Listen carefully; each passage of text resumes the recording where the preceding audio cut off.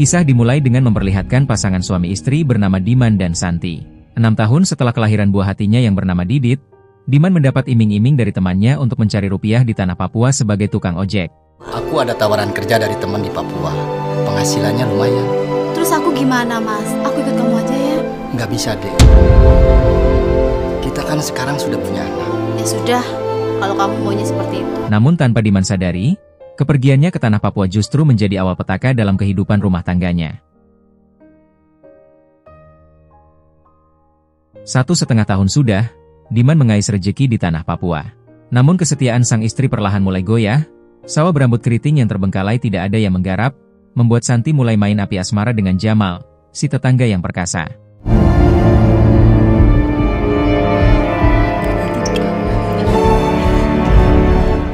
Hingga akhirnya terjadilah tutumpakan, hiup jalik jek jebret logodor Jos, maknyos bosku, maknyos, Jos, ajib, endol banget bosku. Beberapa minggu kemudian, perselingkuhan Jamal dan Santi terendus oleh istrinya Jamal yang bernama Wita, sehingga... Kamu itu ada apa sih? Bis banget. Kamu selingkuh sama suami saya. Kamu tuh ngomong apa? Aku tuh udah ngerti. Alah, gak usah pura-pura. Saya pernah ngeliat Jamal sembunyi-sembunyi ke rumah Mbak. Jangan asal nuduh ya kamu ini. Lagian kalau si Jamal kemarin itu kan berarti dia tuh selingkuh sama aku. Saya gak percaya. Mbak tega banget. Saya ini saudaranya Mbak. Semenjak peristiwa pengontrogan tersebut, asmara terlarang Jamal dan Santi mulai jadi perbincangan warga desa. Rian ditinggal sama suaminya ke Papua, malah selingkuh. Tuh, ini istri orang. Hitungannya masih saudara. Wah, istrinya kurang apa tuh? Istri satu aja udah ada habisnya.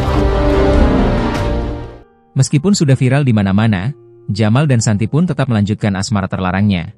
Mereka sudah tak peduli lagi dengan cibiran warga sekitar. Yang penting sawah berambut keriting serta panakol bedugnya basah kuyup bosku. Maknyos bosku, maknyos, Jos, endol banget. Geram dengan kelakuan mereka, Wita istrinya Jamal akhirnya menghubungi Diman, dan memberitahukan kalau Santi dan Jamal selingkuh di belakangnya. Halo Diman, ini Wita, ada yang mau kabarin sama kamu. Ada apa? Emangnya kenapa? Selama kamu kerja di Papua, istrimu selingkuh dengan suamiku. Aku udah pergokin mereka berdua di rumah sampean. Kamu pulang ya Diman, semua warga udah pada tahu Diman. Mendengar semua itu Diman pun naik pitam, rasa sakit hati atas pengkhianatan sang istri mulai menguasai pikirannya. Tanpa pikir panjang Diman pun langsung pulang untuk membuktikan kebenaran informasi tersebut. Aduh sayang. Kamu baik-baik saja kan di rumah? Iya, aku baik-baik aja kok. Sesampainya di rumah, Diman justru berada dalam kebingungan. Sebab sikap istrinya tak berubah sedikit pun pada dirinya, dia tak menemukan bukti kalau Santi selingkuh dengan pria lain. Hingga akhirnya, Diman pun menemukan cara untuk mencari kebenaran tentang perselingkuhan istrinya, dan apa yang terjadi. Sama ibu ya.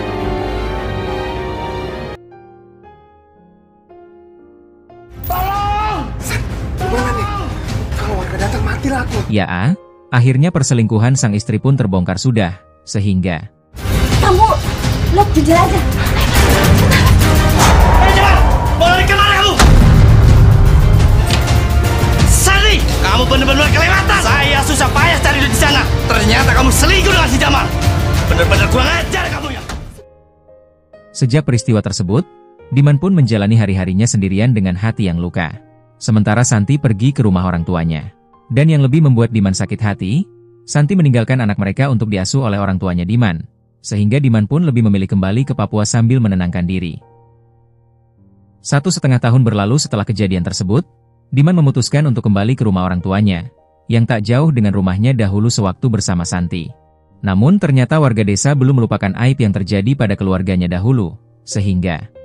Mas udah dengar kabar tentang si Santi? Aku nggak dengar apa-apa tuh tentang dia. Emang kenapa?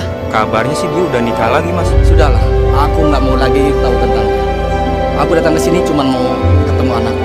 Jadi aku kangen sama dia. Tapi si Jamal itu masih tinggal di sana, Mas. Dia itu sesumbar tentang perselingkuhannya. Mendapat omongan warga seperti itu, Diman pun menjadi gelisah tak bisa tidur. Pikirannya mulai kacau kembali. Luka lama yang membuatnya sakit hati kini terungkit kembali. Sehingga...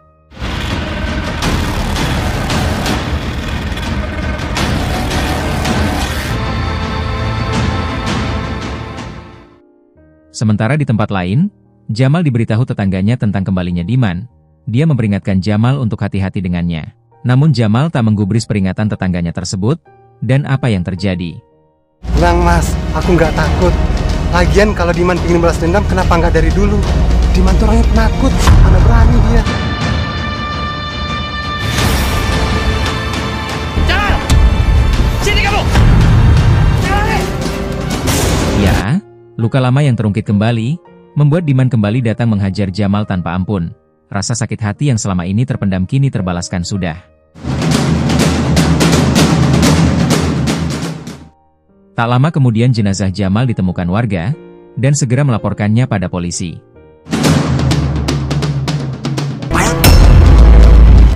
Tolong!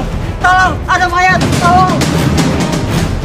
Setelah melakukan olah TKP, identifikasi korban, serta menggali informasi dari warga, polisi akhirnya menyimpulkan bahwa tersangka dari peristiwa ini adalah Diman. Mas Jamal, ini pasti semua ulahnya Mas Diman. Mas Jamal.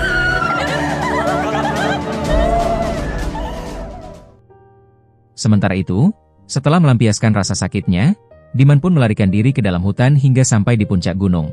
Polisi pun bergerak cepat dan bekerja sama dengan warga untuk memancing Diman keluar dari persembunyiannya. Setelah dapat pesan dari orang tuanya supaya menyerah, Diman pun akhirnya memutuskan untuk turun gunung. Hingga akhirnya Diman pun ditangkap polisi untuk mempertanggungjawabkan segala perbuatannya. Tamat dengan ending yang sangat-sangat membagongkan.